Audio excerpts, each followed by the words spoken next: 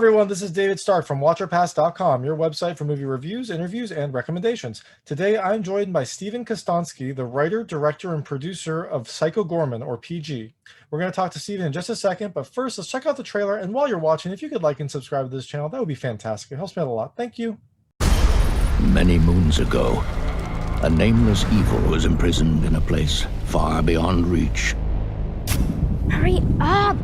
If he were ever to be released, it would spell certain doom for all existence. Is that fear I smell?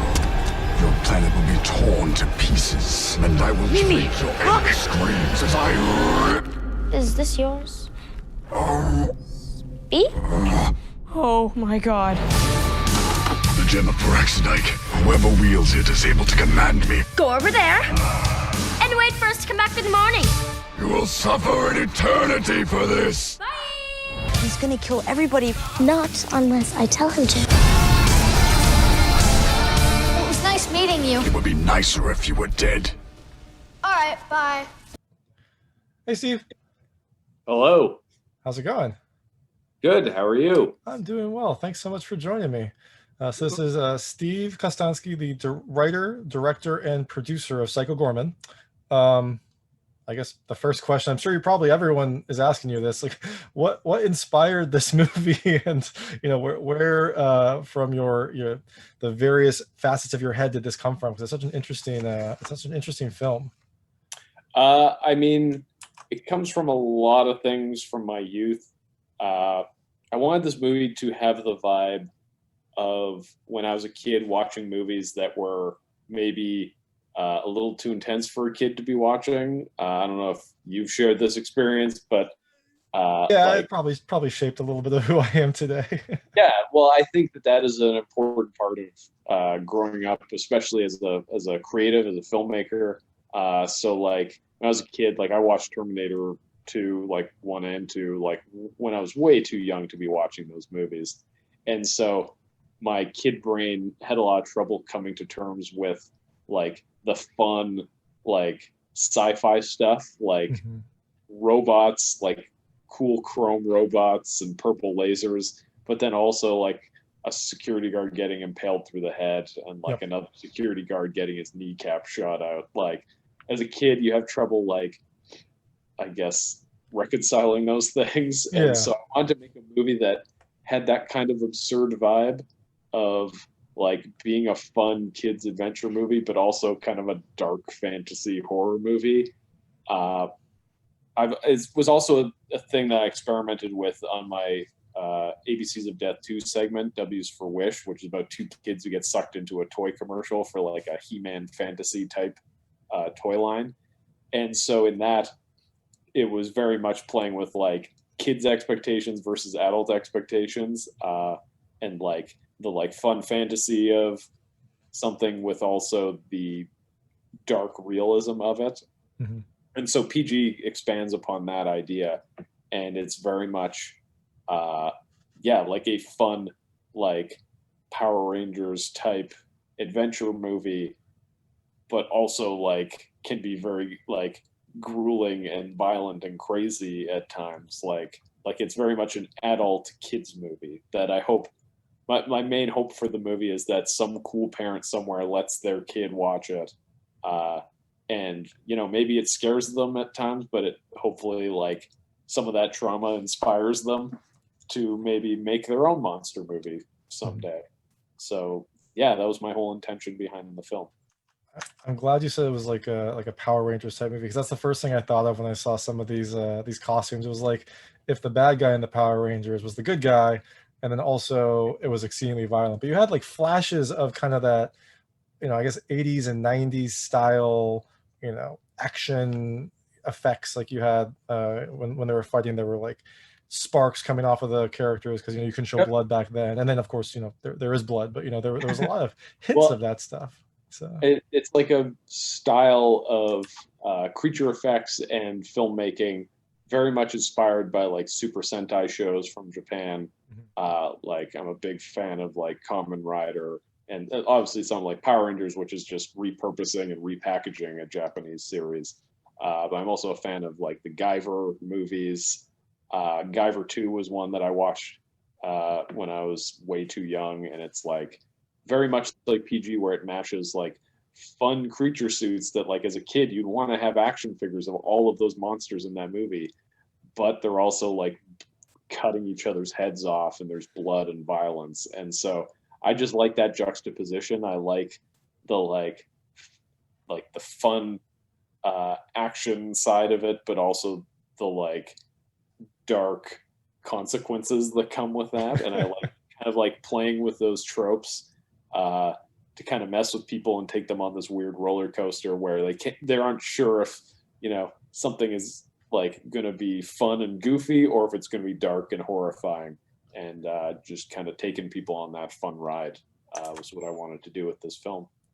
And you definitely did, because early on it has this like really great kind of like Saturday morning kind of kids vibe, and I was like, this is different from what I kind of expected. And then you have the first scene where something I guess more adult happens, and I was like, oh, that's very different. But then you've got this kind of nice balance throughout. Like I really love seeing these things that I remember when I was a kid. I watched Power Rangers, I watched some of the Sentai shows and things like that. You see these old style shows, but you get kind of a more adult, more violent type of movie out of it, and that was a lot of fun to see. I'm kind of curious, how did you go about convincing like publishers or studios or someone to kind of take this on? It feels like might be a tough movie to pitch.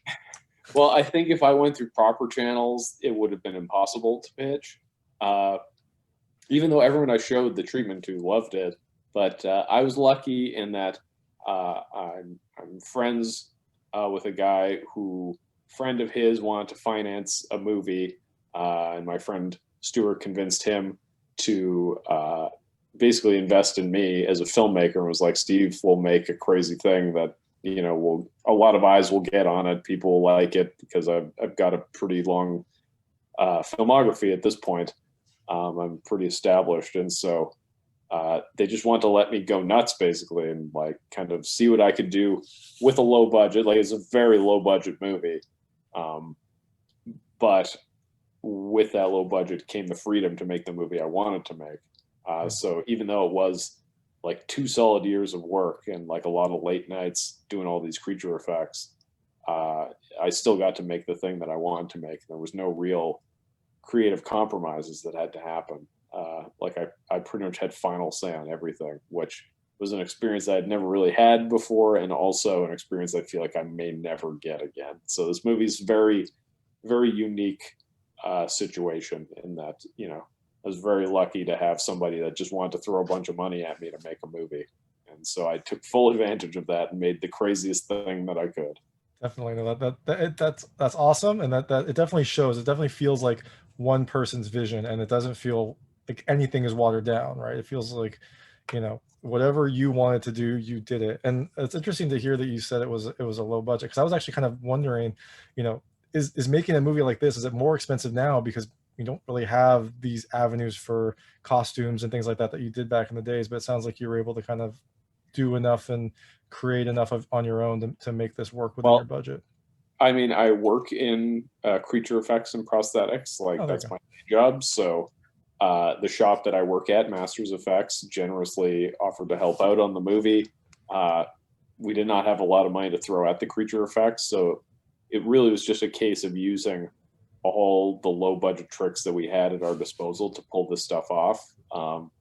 I mean, I can say that a lot of stuff at Dollarama came in handy to make this happen. Like, it was very much like just getting stuff at thrift stores and at dollar stores and like just cobbling it together in the most low budget way possible. But because I'm working with people that have decades of experience, it's like they've all worked on low budget stuff before, and they know how to pull these things off for not a lot of money. So it was definitely a case of like utilizing everyone's experience to get the most bang for our buck on this one. And yeah, and what I loved about it is, you've got you can tell it's low budget, but it feels like the style, right? Like sometimes you have a movie where they try to do too much, but so there's budgetary restrictions, as there always are, and it feels like there were corners cut. But here it doesn't feel like there were any corners cut. It just feels like the style of this movie is a throwback, and so you get this kind of low budget, but admittedly, consistent low budget throughout that works with it. It feels, when I was watching, I kind of thought like, I'm more of a game. I do a lot of movies, but I also play a lot of games. It feels like kind of one of those 16-bit, kind of throwback games that uses modern techniques, but has a pixel style. And this has, a modern movie with like an old school 80s and 90s Japanese movie style. Oh, definitely. Well, it like going into it, my intention was to frame it in the way that like low budget movies like this of the era were framed, where if you think of like the Masters of the Universe movie, how it's this epic fantasy universe that those toys take place in, and the cartoon and everything. But for the movie, it's mostly in suburbia, like it's like takes place on Earth. It's kind of like the most boring place to stick all these characters. So I like that as a trope. Even something like Suburban Commando, the Hulk Hogan movie, like I like that idea of transplanting epic fantasy, sci-fi, horror characters into the most mundane locations.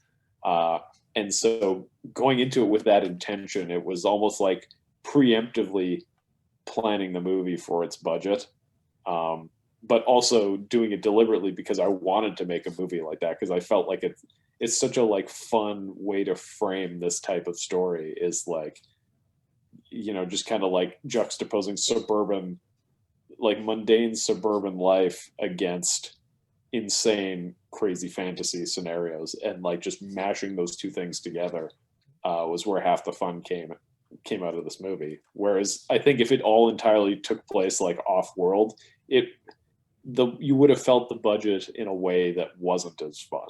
Like you would have been like, oh, okay, I'm starting to see the seams on those sets, because they clearly couldn't afford to really get out of this, this one room too often. So I think planning it as a movie that's typically like pretty low budget, and sticking to the tropes of those types of movies, I think saved it and helped it embrace its budget and gave it the look that it has.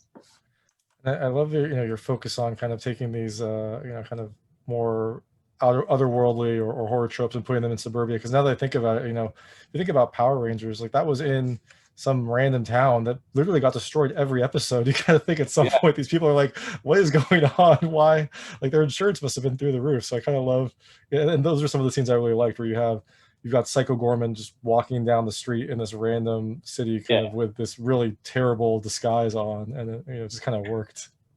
Yeah, well, and to go back to Power Rangers, it's like they always had their fights in like the same quarry. And so if we had a quarry at our disposal, I would have used that, but I had to settle for a forest instead. But yeah, I feel like all these things always end up in that kind of like unimpressive location that you can tell that they picked purely because it's like, well, this is where we can set off a bunch of pyrotechnics and not have the cops come after us. So yeah, just embracing those kinds of tropes was a lot of fun on this movie. Definitely. Random question. The planet was Gygax. Was that a throwback to Gary Gygax? Is that a? Yes, I spelled it with an I and not a. He's with a Y, right? Yes. Yeah. Yeah. So yeah, it was a reference to Gary Gygax, and it was also something where like I put it in the script, like a lot of names and things that I put into the script. I put it down thinking like I'll come up with something more clever down the road, and then cut to the movie being delivered, finished, and I'm like, oh, I guess I didn't come up with anything better. So, but I think it works. I like the sounds of it. All the goofy names in this movie I think are pretty charming. So yeah, no, and yeah, definitely. As soon as I heard that, I was like, okay, I'm pretty sure that's who it is because it's a very specific name. And then yeah, like the wife's name's Susan. Did you put that as her name just for the specific line when he says "You're lazy, Susan" or something like that? Was that the? So funny about that? That just all fell into place. I didn't write that joke and write backwards from the joke. It was just when we got to it on the day, and Adam delivered the line. It was like everybody went, "Oh, lazy Susan."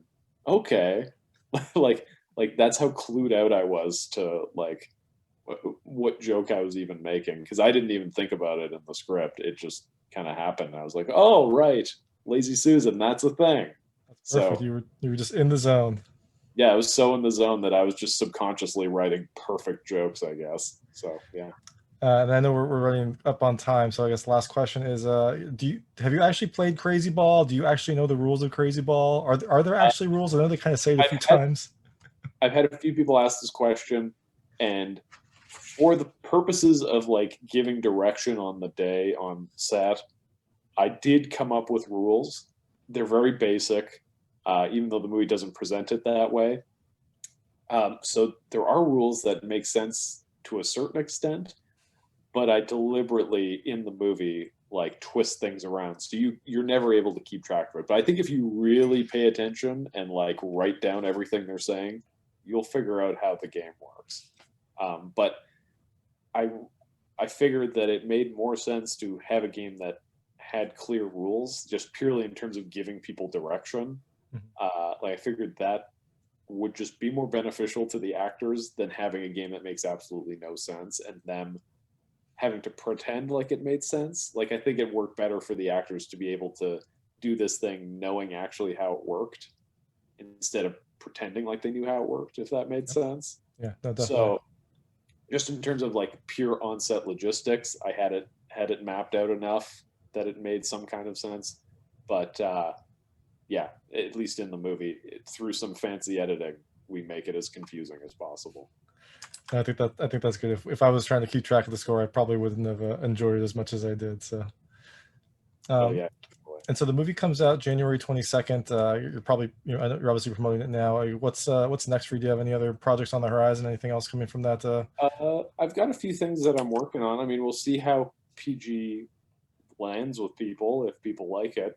I feel like it's a universe I'd gladly further expand upon, because I think there's a lot going on there, and lots of opportunities for more crazy stuff, maybe with a little bit more money this time. But in the meantime, I work in effects. So right now I'm at Masters Effects working on Umbrella Academy Season 3 and The Boys Season 3. Awesome. Well, you can check those out, and then hope, fingers crossed something else comes from this, because it was it's so different, right? Like I didn't know I don't watch trailers before I watch a movie, and so I loaded this up and I was like, oh, this is like, it has this very definite style and this very kind of unique look that you don't really see anywhere else. So it was such a fun kind of movie to experience, and I'm hoping we get to revisit it at some point in the future.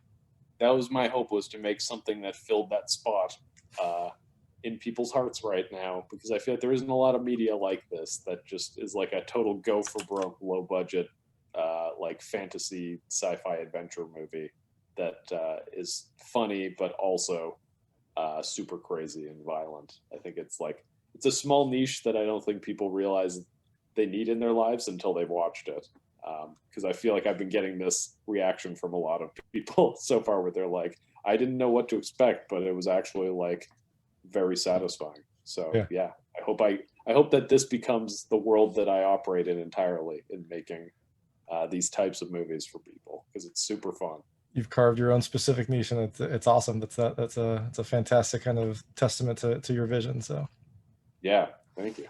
Awesome. Well, thank you so much for joining me. The movie's out January 22nd, 2021. It's in theaters, digitally and on demand. So you can, if you want to go to theaters, you can check it out. If you want to stay home, you can check it out.